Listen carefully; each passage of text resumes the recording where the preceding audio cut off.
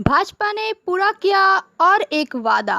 Supreme court से अलग अलग स्थानों पर मंदिर और मस्जिद बनाने के निर्णय के बाद तत्परता दिखाते हुए भाजपा ने राम मंदिर निर्माण हेतु भूमि पूजन का आयोजन का घोषणा कर दिया। इसके साथ साथ अन्य राजनीतिक विषयों पर क्या बता रहे हैं बैरकपुर जिला तथा गरुड़िया अंचल के सशक्त व साफ सुथरी छवि वाले युवा नेता कुंदन सिंह। देखिए हमारा यह रिपोर्ट। राम लला हम आएंगे, मंदिर वहीं बनाएंगे। ঘর ফ্ল্যাট বাড়িতে আজ পর্যন্ত 24 পরগনা থেকে নদিয়া। বাংলার গর্ব পিএম এন্টারপ্রাইজ। যোগাযোগ করুন আজই। राम लला हम आएंगे, मंदिर वहीं बनाएंगे। हाल ही में राम मंदिर जैसे एक गरमाए हुए मुद्दे को सुलझाने की कोशिश किया गया है और यह मामला बरसों से चलता हुआ मामला राम मंदिर, जिसका निराकरण होने जा रहा है। राम मंदिर के साथ साथ और भी कई मुद्दों पर हम बात करेंगे कुंदन जी से। राम मंदिर का मुद्दा सुलझने जा रहा है और एक ऐतिहासिक समय होने वाला है, क्या बोलेंगे इस पर? देखिए, सबसे पहले आपके पोर्टल न्यूज़ के माध्यम से मैं जितने भी जनता है सबको ये संदेश देना चाहूँगा कि राम मंदिर का जो मुद्दा है ये उच्चतम न्यायालय सुप्रीम कोर्ट ऑफ इंडिया द्वारा जो विवादित ढांचे की जो समस्या है उसका एक समाधान निकाला गया है, जिसमें दोनों पक्षों के बातों को सुन के उसके बाद इसका सुप्रीम कोर्ट ने एक फैसला सुनाया, जिसमें दोनों धार्मिक गुरुओं के इमोशन को देखते हुए बातों को समझते हुए उच्चतम न्यायालय ने राम मंदिर का भी मामला सुलझाया और जो हमारे मुस्लिम समुदाय के लोग हैं उनका भी बात सुन के उनके लिए भी मस्जिद का जगह। तो ये तो टोटल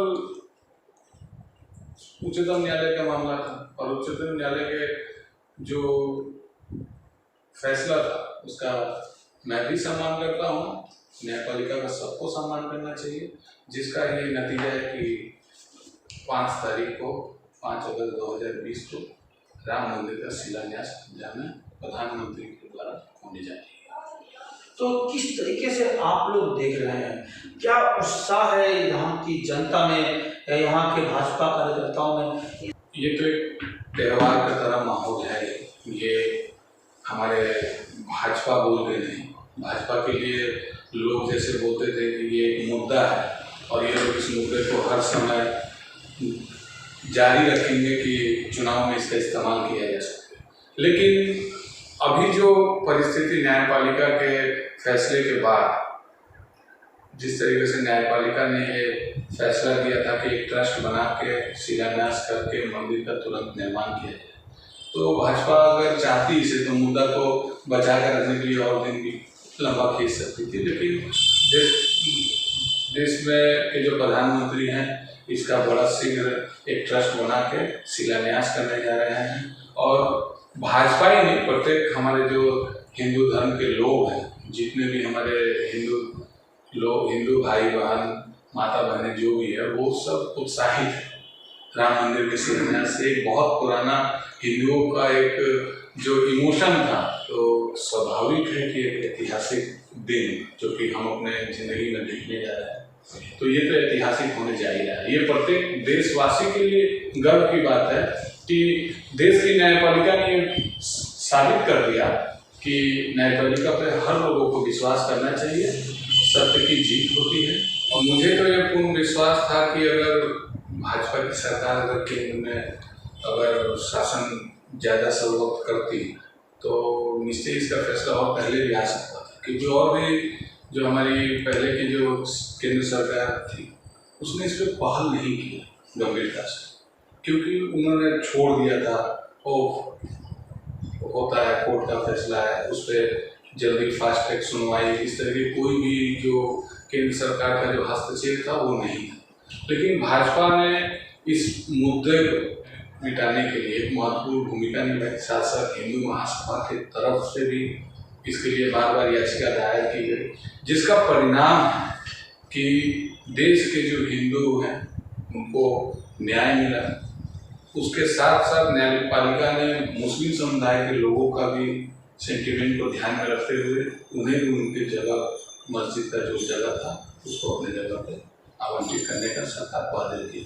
तो इन सब में एक चीज बात जरूर खुल के आती है कि सरकार अगर गंभीरता से इस मुद्दे को लेती तो इसका फैसला बहुत पहले आ सकता, लेकिन सरकार जो कि इसके ऊपर गंभीर नहीं थी, गंभीर रूप से गंभीरता से नहीं लेती, जिसके कारण फैसला नहीं आया।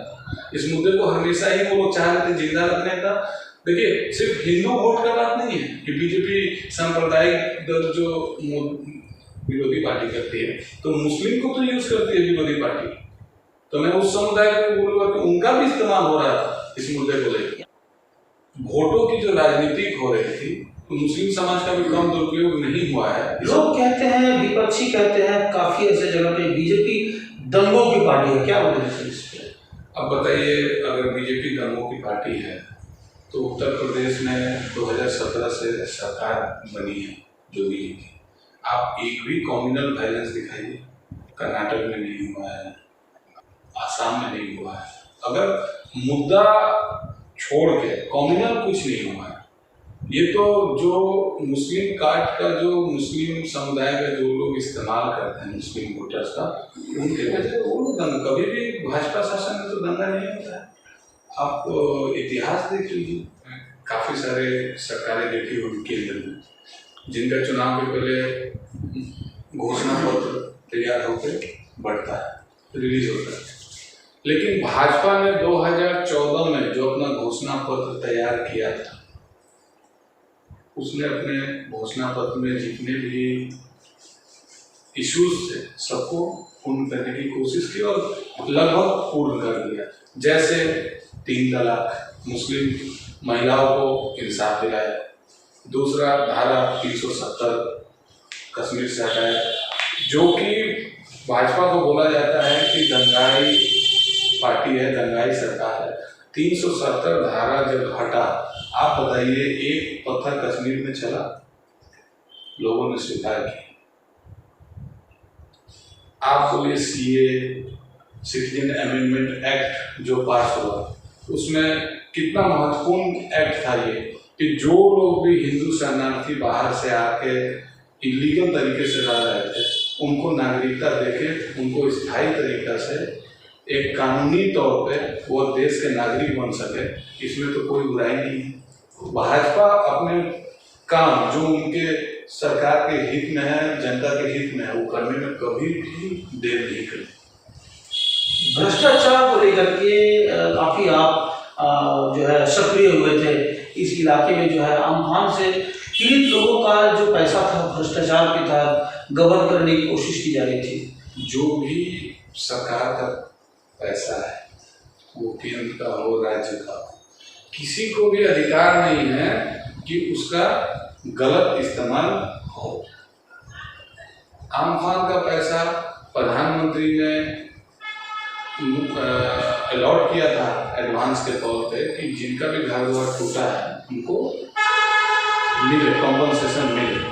लेकिन हमारे गारुलिया का तो पूरा बंगाल में ही देख रहे हैं, लेकिन गारुलिया में स्पेशली मैंने देखा कि जो लोग इसके हक में, जिनका 2 तला 3 तला मकान है, वो लोग आमफान इफेक्टेड में पैसा पा रहे हैं। जब मैंने इस मुद्दे को उठाया तब उन्होंने वापस किया।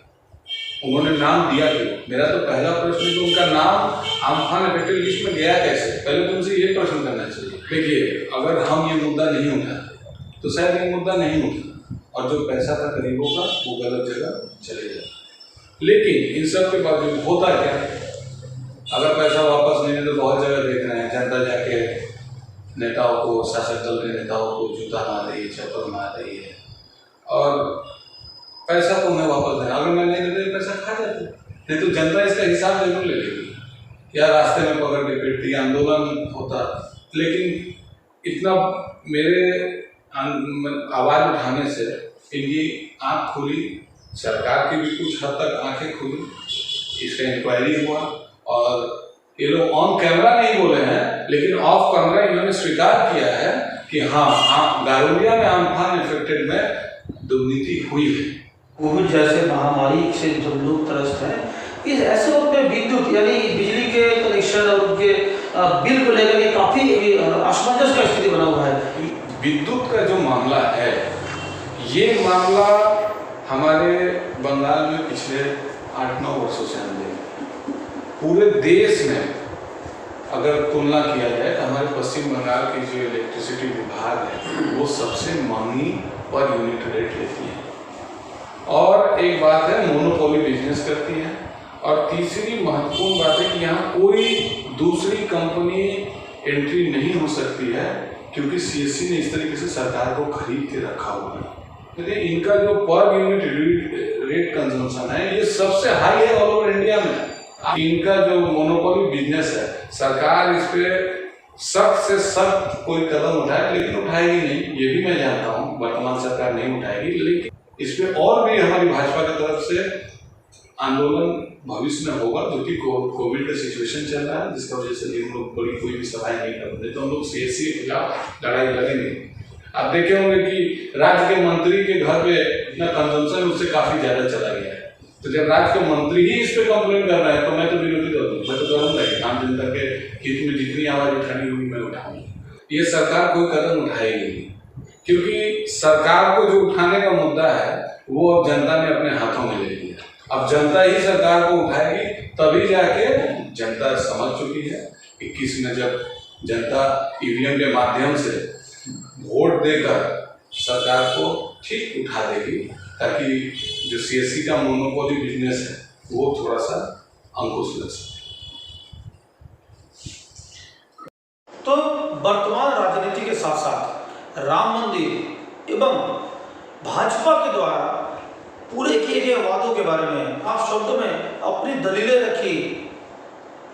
भाजपा के युवा नेता कुंदन सिंह ने हर मुद्दे पर काफी बारीकी से समझाने का भी काम किया है उन्होंने। एमडी हुसैन के साथ में राजीव गुप्ता, आप देख रहे हैं 24 घंटा लाइव, देखते रहिए, बने रहिए।